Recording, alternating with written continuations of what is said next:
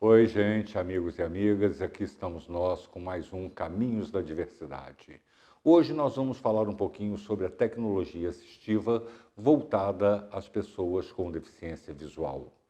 Vamos também falar um pouquinho mais sobre o artigo 1º e 2º da Lei Brasileira de Inclusão. Hoje, um pouco menos, porque nós vamos apresentar uma entrevista que foi gravada com o deputado Jânio Mendes, autor da lei que criou as carteiras de identidade diferenciadas para pessoas com deficiência, inédita no Brasil e no mundo.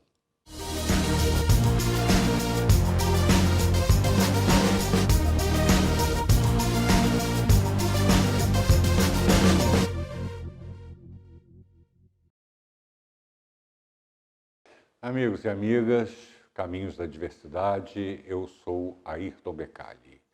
Eu vou falar nesse quadro com vocês a respeito de tecnologia assistiva. Como sempre, nosso primeiro bloco é voltado a essa tecnologia tão importante na vida das pessoas com deficiência. Mas antes de entrar especificamente em uma tecnologia ou outra que esteja em pauta agora, que esteja em evidência, é necessário que nós ponderemos uma coisa. No programa passado, eu falei sobre os investimentos em tecnologia assistiva no Brasil e a falta de conhecimento das pessoas sobre as tecnologias existentes.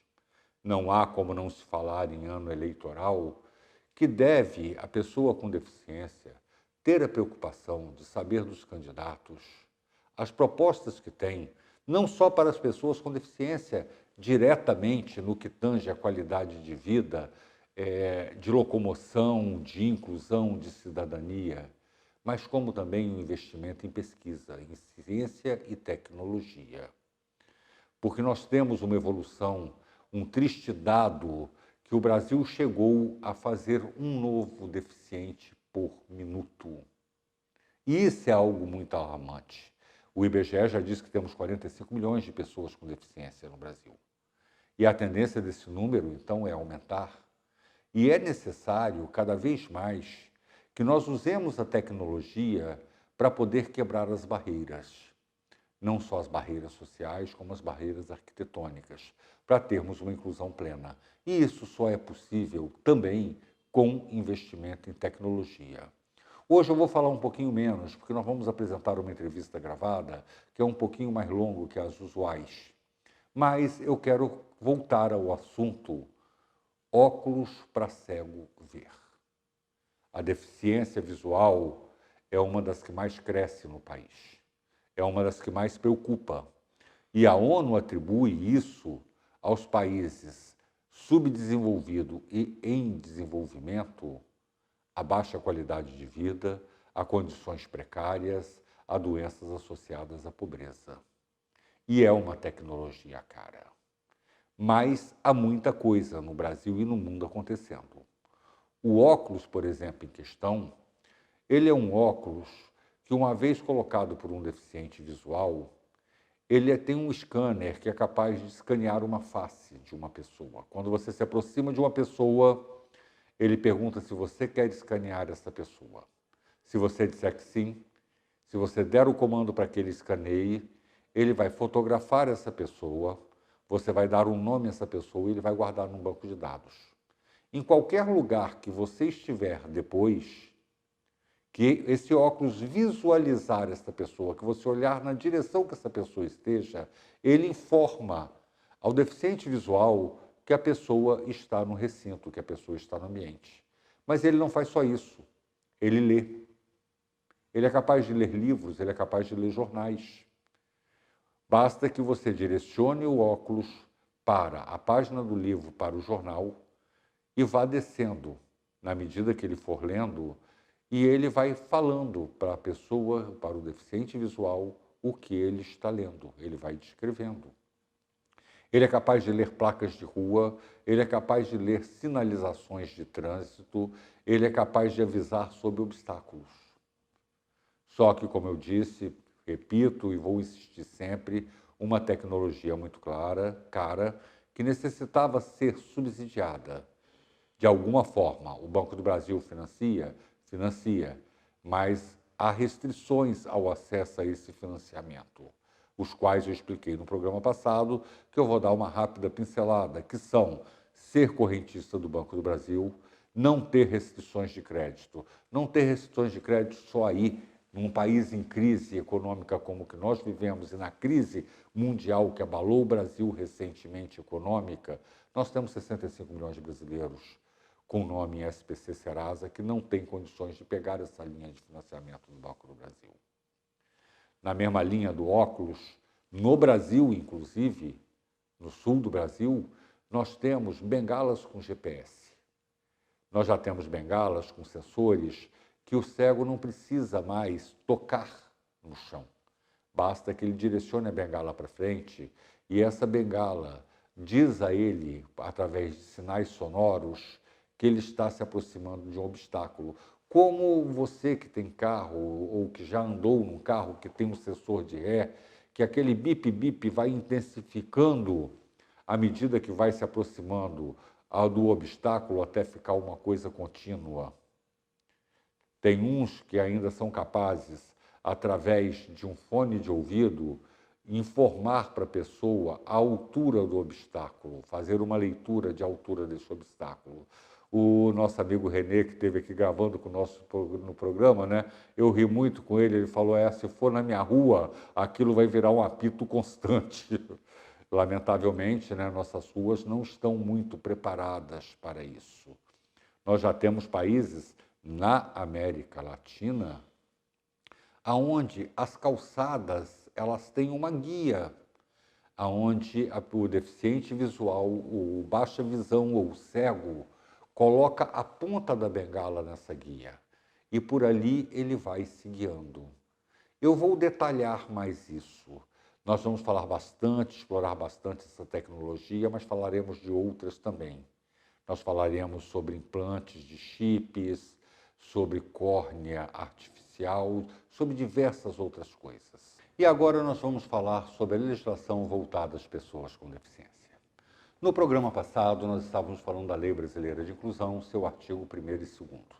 E eu pretendo voltar a esses artigos antes de me alongar pela lei, que pretendo fazê-la toda comentada, primeiro artigo por artigo, depois por setor, educação, saúde, esporte, lazer, cultura, porque eu acho importante esses dois artigos. Esses dois artigos, eles dizem respeito a que pretende a lei e a quem se dirige a lei. E eu falei no programa passado que a definição de pessoa com deficiência nessa lei tem alguns pontos que geram polêmica, que um deles era a questão sensorial, porque nós não temos só o sentido da visão, da audição, nós temos outros sentidos. E as pessoas tendem a achar que, como a Lei Brasileira de Inclusão é uma lei posterior e específica, ela revogou tacitamente algumas outras leis. Só que a Lei Brasileira de Inclusão, quando ela quis fazer revogações, ela fez revogações específicas, explícitas, claras. Revoga-se isso, revoga-se aquilo outro. E nós temos legislação infraconstitucional em nosso país que define essas deficiências. E eu vou ler para vocês, porque isso ainda está em vigor. Então, quando ela fala sensorial, esse sensorial está definido em lei anterior. E também ela traz uma inovação à nossa lei, que é muito importante. Porque antes nós tínhamos uma avaliação da deficiência sob uma ótica exclusivamente médica. A deficiência era uma doença a ser tratada, que poderia ter cura ou não. Hoje, você sabe que a deficiência pode ser proveniente de uma doença ou não necessariamente pode ser proveniente de uma doença. Então, a avaliação, ela leva em consideração outros fatores psicológicos, sociais, para a pessoa que, em determinada condição, tenha condições de convivência em sociedade em igualdade de condições.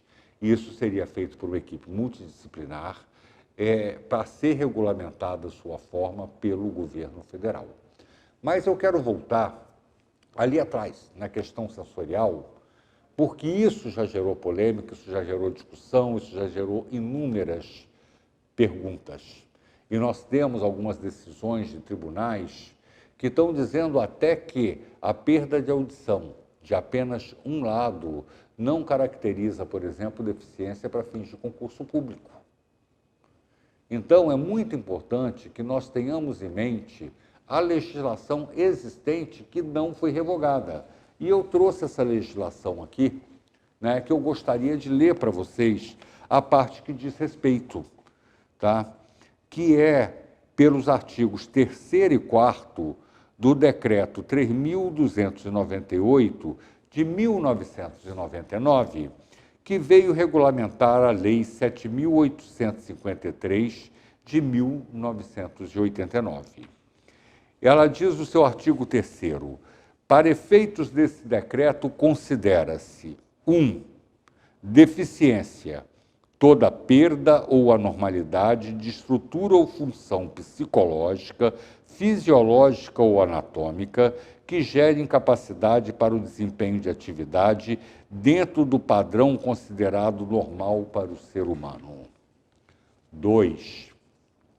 Deficiência permanente, aquela que ocorreu ou se estabilizou durante um período de tempo suficiente para não permitir recuperação ou ter probabilidade de que se altere apesar de novos tratamentos.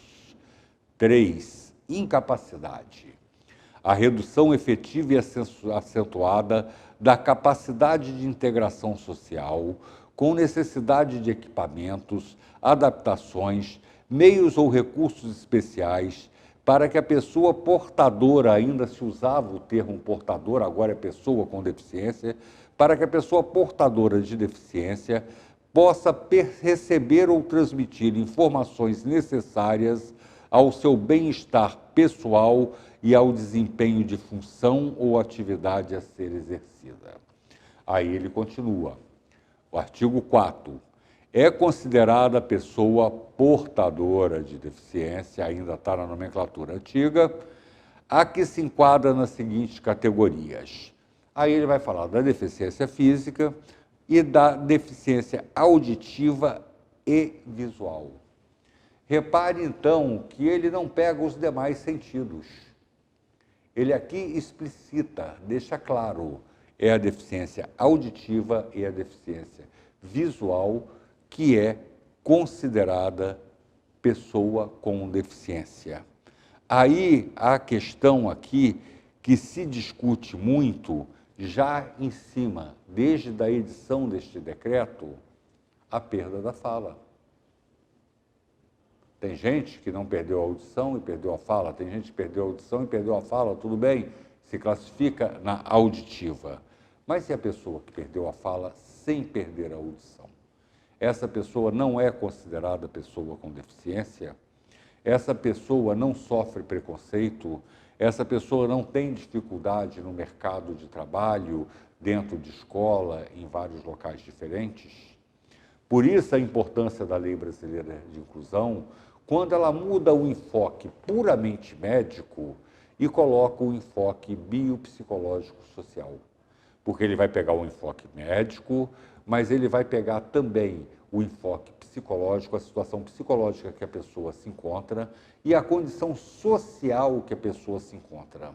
Essa análise familiar, estrutura familiar, local que a pessoa mora, condições financeiras, associadas às questões emocionais e psicológicas dessa pessoa e o tipo de deficiência classificado da forma médica é que vai determinar se essa pessoa é pessoa com deficiência ou não. Então, o que acontece? Embora você tenha aqui uma legislação que não foi revogada, que vai classificar sobre a ótica médica a pessoa com deficiência, essa pessoa aqui pode ser desclassificada numa avaliação psicológica e social.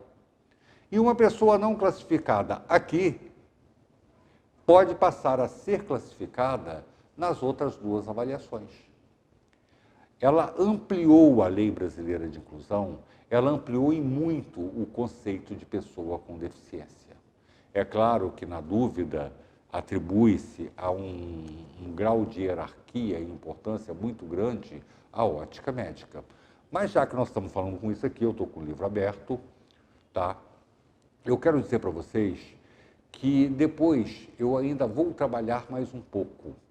Eu vou trabalhar cada item desse, a deficiência física, a deficiência auditiva, a deficiência visual, a deficiência mental, que ele classifica a deficiência mental, ele subdivide, e depois nós vamos fazer uma análise de como isso pode ser ou não deficiência a partir da ótica social e psicológica.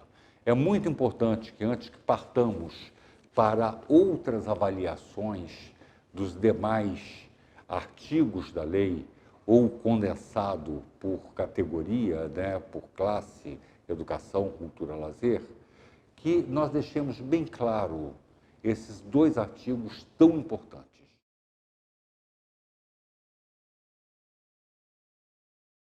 Estamos aqui com o deputado Jânio Mendes, autor da lei que cria a carteira de identidade especial para pessoa com deficiência no estado do Rio de Janeiro.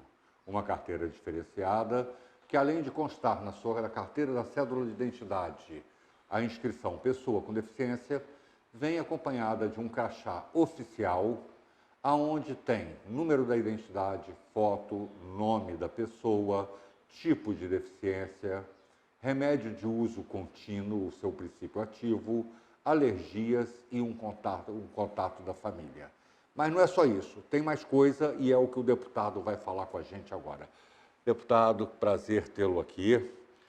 Prazer é todo meu, Ayrton, poder reencontrar você aqui hoje no seu programa, falar de uma luta que a gente assumiu juntos, abraçou, né, e pôde dar esse fruto à sociedade carioca e à sociedade brasileira, porque a lei, a carteira de identidade diferenciada, que nasce no Rio de Janeiro, ela vai, com certeza, em breve, ganhar o Brasil e ser uma exigência nacional. Deputado, é muito interessante essa sua fala, né? Deixa eu até esclarecer uma coisa, tá?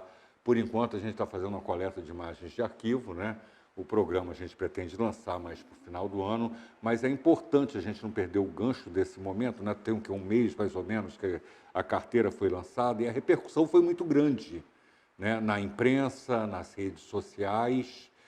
Inclusive, eu estou sabendo que outros estados já estão fazendo o planejamento de implementar esta carteira ao modelo implementado no Rio de Janeiro.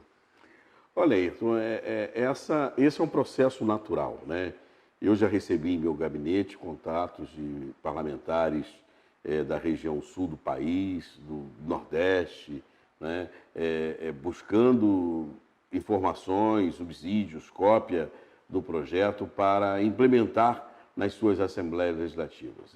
E por isso que eu me refiro, né, que em breve, talvez quando você já estiver com o seu programa no ar, essa já há de ser uma realidade nacional, porque essa é uma exigência que corre silenciosa, né, até que alguém levante e proclame que é possível trabalhar a inclusão da pessoa com deficiência, trazendo num documento único a eliminação de todas as burocracias.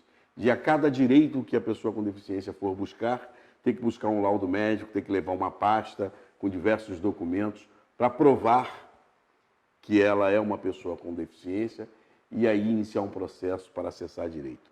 Então, essa carteira de identidade diferenciada é o passaporte para a cidadania, né, da pessoa com deficiência.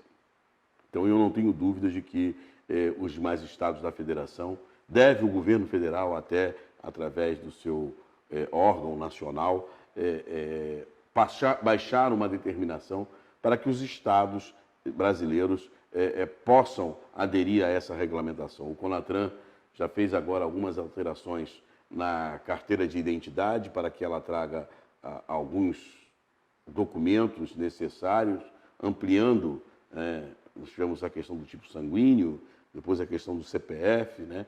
E agora há mais uma ampliação para que ela seja um documento único, né? E quando a gente, aqui no Rio de Janeiro, aprova essa carteira de identidade diferenciada para a pessoa com deficiência, trazendo próprios dados que são seus, como o Vinícius bem coloca, né? Uma carteira verdadeira, né?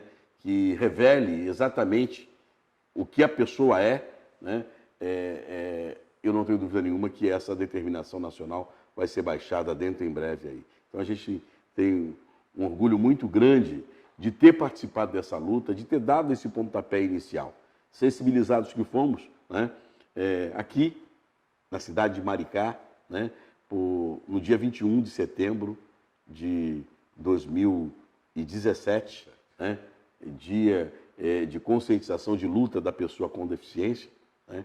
Embaixo de uma árvore na praça central de Maricá, quando as pessoas estavam ali se mobilizando, e você, né, me trouxe essa sugestão, né? A gente imediatamente, ainda no caminho, né, de Maricá para a Assembleia Legislativa, eu conversava com a Laísa, nossa advogada do gabinete, que trabalha na assessoria, e quando lá cheguei, já estávamos com uma minuta pronta, fizemos alguns ajustes, encaminhei para você, e naquele mesmo dia protocolamos o projeto de lei, que tramitou. Em 6 meses nós tivemos a lei aprovada, né? Eu agradeço também, acho que o primeiro passo grande foi sensibilizar os parlamentares para a causa, e a gente conseguiu fazer essa sensibilização e ter essa aprovação por unanimidade. E depois um outro passo, né? Sensibilizar o órgão, o Detran, para essa causa. E mais uma vez você indo lá comigo nas audiências, participando, né? E a gente conseguiu a adesão, né, do presidente à época, né? Presidente do Detran, o Vinícius, e de todo o corpo diretivo do Detran, que se empenhou para que em um mês nós tivéssemos, da aprovação da lei, da sanção da lei, a sua regulamentação, ao lançamento da carteira de identidade diferenciada. Então, eu acho que é esse processo de construção legislativa, de elaboração legislativa, que parte de um anseio da sociedade, né, que vem de uma causa legítima. O legislador ele não pode, e isso a carteira de identidade diferenciada traz com muita clareza, né? A lei não pode nascer da cabeça do legislador, pura e simplesmente, né? Ela tem que vir do sentimento, do desejo, né, daquele público-alvo a ser alcançado, para que ela possa ter efetividade, para que ela possa pegar, senão é uma lei vazia, né? Então, eu acho que foi isso, né, esse significado, né, que permitiu que ela tivesse esta eficácia, né? Eu estou no mandato de deputado estadual, já há 2 legislaturas, né? E a Assembleia Legislativa tem uma comissão do Cumpra-se, né, que é para poder fiscalizar o cumprimento das leis. Quem rega as leis aprovadas, né, o Legislativo tem uma produção legislativa muito grande. Leis que pegam e leis que não pegam. 95% das leis não pegam. Apenas 5% pegam, né? Desses 5% que pegam, 99% tem que ser no tranco, tem que ser na cobrança, tem que ser na exigência. Esta não. Esta, naturalmente, o órgão que emite a carteira de identidade viu a sua necessidade, viu a sua importância, né? A comunidade que busca aderiu, os familiares, as pessoas com deficiência, né? A mídia, a grande mídia, ela assimilou, ela aceitou, né? Durante o lançamento, a gente teve a oportunidade de ter destaque em toda a rede de mídia nacional e internacional, né? A própria ONU, né, através do seu órgão colegiado para o Brasil, acompanhou o lançamento e fez o registro, né, incluindo-a, inclusive, dentro daquela meta, né, da agenda. Da agenda. Né, para que um grau de efetivação da inclusão, né, que a próxima agenda da ONU é a agenda da inclusão. Então, colocou essa lei, a carteira de identidade diferenciada, como este grande passo da inclusão. Então, eu fico muito feliz de estar com você, né, e ser agradecido a você por ter propiciado a esse nosso mandato, né, esta oportunidade. Então, Mas, deputado, é muito interessante o que o senhor está falando.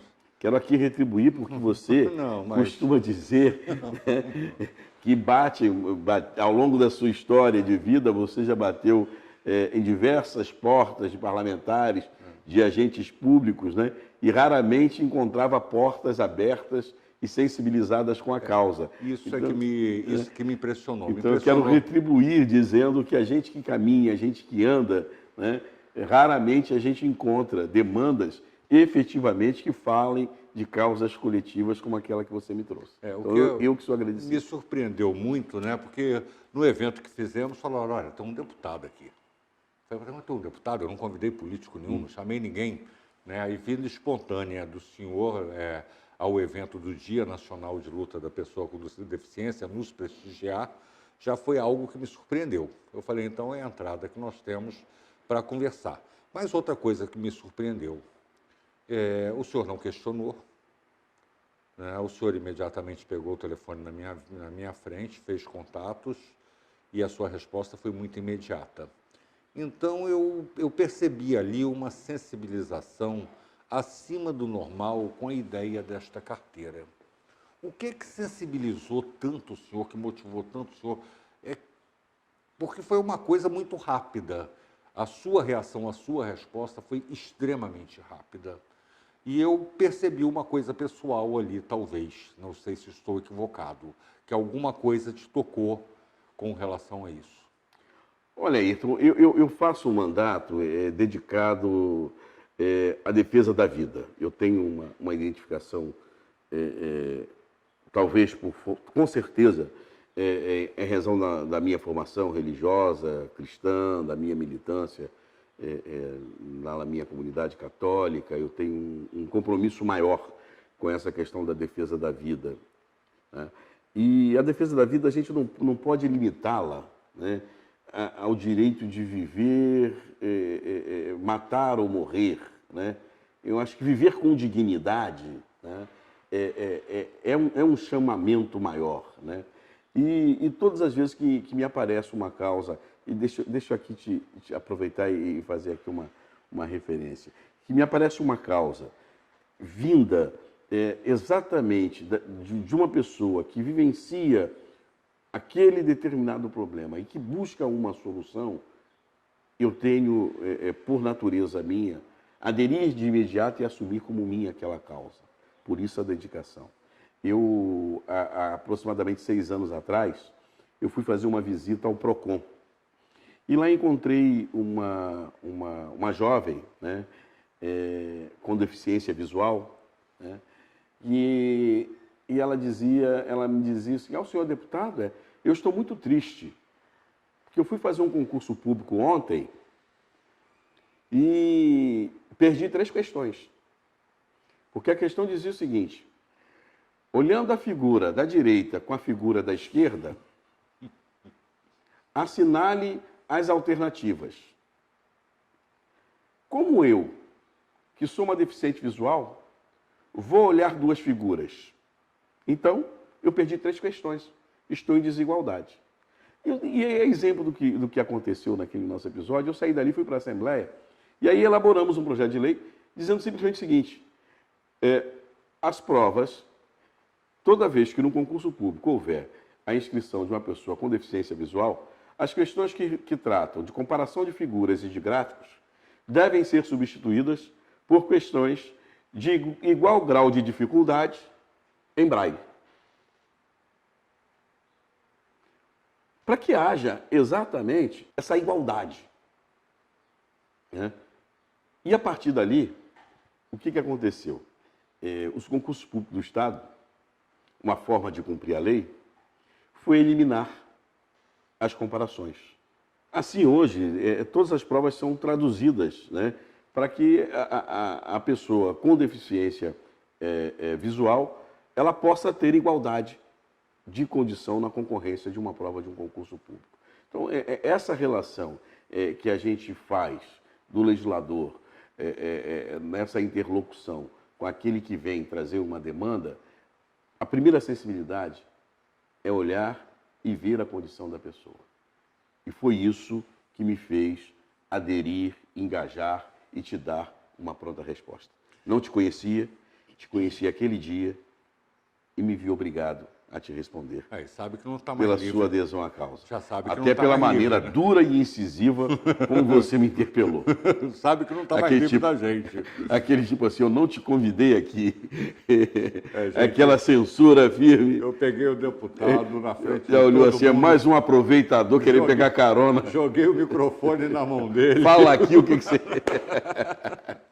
Pois é, deputado, mas foi muito gratificante essa surpresa para a gente.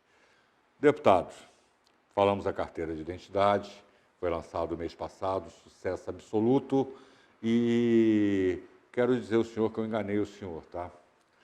Quando eu falei com o senhor, não, alguns países no mundo têm, não tem não, deputado, a sua carteira é inédita. O que tem são algumas associações de autistas de algumas coisas do mundo que fazem. Governamental, a sua é a primeira, parabéns, tá? Bom, Eu coloquei a menina, a Laísa, feito maluca para procurar, porque você me disse que em alguns países da Europa já era obrigatório e de fato não encontrou, não quis dizer isso não, tá? bom, deputado, Em eventos que nós encontramos. O crachá era Pois é. produzido para eventos. para eventos. Bom, deputado, mas eu sei que o senhor não parou nisso. O senhor falou também na proposta legislativa aprovada pelo senhor das provas de concurso no Rio de Janeiro, né? E eu sei que o senhor fez uma indicação legislativa para que o governo do estado do Rio de Janeiro criasse a delegacia especializada da pessoa com deficiência. Me fala sobre isso, o que te sensibilizou a isso, a importância que o senhor vê em termos dessa delegacia. Olha, Heitor, essa delegacia ela tem uma importância fundamental para que a gente possa avançar de fato na questão. Primeiro, a vulnerabilidade da pessoa com deficiência a toda espécie de violência, né? E a necessidade que temos de ter um tratamento. Em regra, quando se tem a visão de uma delegacia, o Rio avançou muito com a questão da delegacia legal, no aspecto da humanização, tanto da condição de trabalho do agente policial, quanto do usuário do sistema, na questão da delegacia da mulher. Alguns estados já avançaram na questão, e aí nós não estamos tratando de nenhuma inovação, porque Minas Gerais, São Paulo já vivenciam essa experiência da delegacia especializada para a pessoa com deficiência. Isso porque o atendimento à pessoa com deficiência requer toda uma especialidade na questão do atendimento.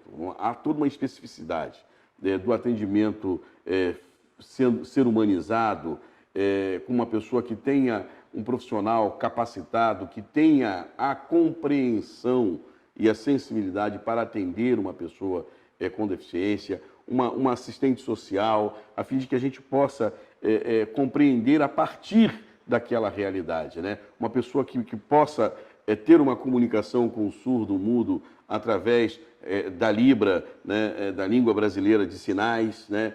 Que possa, uma delegacia que tenha instrumentos, que tenha impressora, que tenha mecanismos, que hoje a gente tem na hora de você fazer a lavratura de um documento, né? Em braille, para que aquela pessoa ela possa fazer uma leitura daquilo que está assinando. Tudo isso vai contribuir para que a pessoa com deficiência tenha autonomia e que a gente passe para o processo de inclusão de fato, né? A gente já colocou no senso comum, né, a questão da adaptação de banheiros. Hoje você sai da universidade, o arquiteto, o engenheiro, ele sai formado, consciente, graças às universidades brasileiras e à luta da pessoa com deficiência, de que uma edificação, a maioria dos códigos de obras, de postura dos municípios já fazem essa exigência, né? Que o empresário, quando ele vai investir num comércio, ele já faz com essa visão da inclusão. Então, já há toda uma sensibilização para a preparação do ambiente, né? Tamanho de porta, banheiro acessível, rampas, enfim, tudo isso já está aí, né? Isso do ponto de vista material. Mas nós precisamos fazer a inclusão da pessoa por inteiro. E incluí-la por inteiro é garantir que ela tenha autonomia para caminhar sozinha, para acessar direito, para poder reclamar, para denunciar, né? Então, a delegacia especializada para a pessoa com deficiência, ela vai permitir isso. A pessoa com deficiência que sofre maltrato, que é vítima, né, de um estupro, de um abuso, né, ela sabe que ela tem uma delegacia, que tem alguém que vai poder com ela dialogar, que ela vai poder ter autonomia de chegar e fazer ali uma reclamação. E que aquela reclamação vai ganhar um andamento diferenciado. Ela não vai entrar na pilha dos processos da burocracia. Por que ela não pode entrar na pilha de um conjunto, né, de procedimentos de uma delegacia de polícia? Porque a vulnerabilidade da pessoa com deficiência, ela é maior. Ela é maior. Porque uma pessoa que tem dificuldade de locomoção, ela não consegue se desvencilhar da garra de um agressor com a mesma facilidade de uma pessoa que não tem a dificuldade de locomoção, né? Uma pessoa que tem a dificuldade da fala, ela não pode gritar quando agredida, né? Ela sofre em silêncio, ela amarga aquela agressão em silêncio, porque ela não grita, ela não fala. Uma pessoa que tem uma deficiência visual, ela não consegue encontrar caminhos, né, para fugir de uma situação de uma agressão. Então, por tudo isso, ela precisa de ter esse atendimento, esse tratamento diferenciado. E também as pessoas, né, sensibilizadas com a causa, né, que testemunham agressões, vizinho, né, aquela pessoa que vê uma pessoa que sofre calado ali, no silêncio, uma agressão, ela saber que ela tem uma delegacia especializada, que vai ter alguém que imediatamente, ao receber aquela denúncia, vai ao local, né, libertar a vítima do agressor, fazer com que o agressor responda dentro da lei por aquela agressão, né? São vítimas silenciosas, em regra, as pessoas com deficiência dessa agressão, né? Ainda hoje a gente avançou muito, eu costumo dar esse exemplo, né? Quando eu era menino, o portador de síndrome de Down ainda era tratado como mongol, né? E, em grande regra, vivia trancafiado em casa, acorrentado, porque a família tinha vergonha, a sociedade tinha vergonha, né? A gente avançou e a inclusão está aí, a gente teve a oportunidade de comemorar com a Débora, a primeira professora brasileira, né, que está aí há 11 anos no magistério, né, escritora, né, com a Fernanda Honorato, a primeira jornalista no mundo, apresentadora de programa de TV com síndrome de Down. A gente festejar o portador da síndrome de Down chegar aí aos 60, 70 anos de idade, celebrando núpcias. Não, e os atletas, né? Na Os atletas, a né? companhia da Aldance. Né? Então, você assistir tudo isso e ver que essas pessoas incluídas, elas têm um potencial muito grande, mas ainda não nos rincões, mas até bem próximo, mais próximo do que a gente imagina, né? A gente ainda vê algumas situações, né, da pessoa trancar. Trancar em casa é uma forma de violência. Esconder é uma forma de violência. Então, a delegacia, ela permite que todas essas situações, elas ganhem luz a partir da confiança de que o cidadão vai fazer uma denúncia e vai ter um procedimento investigativo e vai ter uma denúncia e teremos uma resolução daquela situação de violência. Deputado, é muito interessante isso, porque as pessoas não têm noção, até porque a mídia não divulga, isso não entra em estatística, né? Não há uma estatística diferenciada, foi pessoa com deficiência, não foi porque não temos a delegacia ainda implementada no Rio de Janeiro. Espero que o próximo governador se sensibilize com a sua indicação parlamentar para que faça isso. Nós vamos cobrar isso do próximo governador, né? Mas as pessoas não têm noção. Eu colhi o depoimento e publiquei de uma canadense que foi escravizada pelo marido. Ela ficou paraplégica, ela se dava muito mal com 2 muletas ou cadeira de rodas, e ela virou uma boneca sexual dele.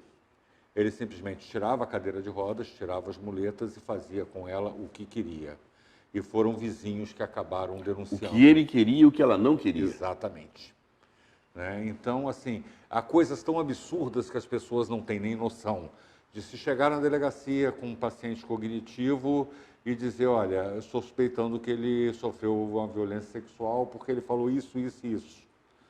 E chegar um parente, porque geralmente essa coisa acontece num entorno muito próximo da pessoa, e dizer, não, ele é maluco, ele é doente, ele toma remédio, está aqui a receita, está aqui o atestado.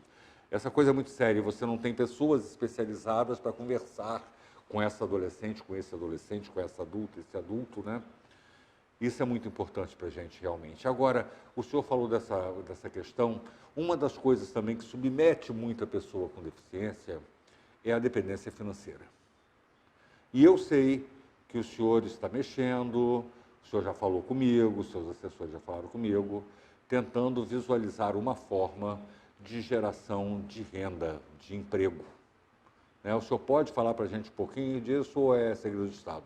Não, a gente já apresentou, a gente já protocolou o projeto de lei que trata da reserva de vagas em concurso público e em cargos comissionados, né, para a pessoa com deficiência. Né?